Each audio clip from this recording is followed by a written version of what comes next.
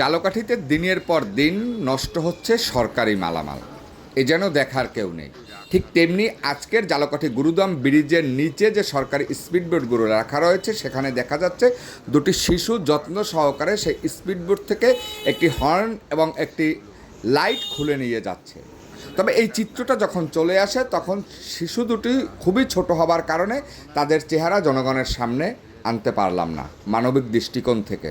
তবে প্রশাসনের প্রতি জোর দাবি জানানো যাচ্ছে যে সরকারের বাজেট থাকা সত্ত্বে এই ঘরটি সর্বনিম্ন হলেও 70 থেকে 1 লক্ষ টাকা বাজেট হওয়ার পরে ঘরটি নির্মাণ করা হয় এবং এখানে একজন নিরাপত্তা কর্মী থাকার কথা, কিন্তু তারপরেও যেখানে তারকাটা দিয়ে বেড়া দেওয়া এবং সরকারি মালামাল রাখা সেখানে কেন নেই নিরাপত্তা কর্মী? তবে আসলে এখানে নিরাপত্তা কর্মী কে ছিলেন বা কার থাকার কথা সে কোথায়? আর কেন সরকারি মালামাল লুট হচ্ছে জালকাঠির ঠিক গুরুদাম ব্রিজের নিচ থেকে? এ যেন মগের মূল্য।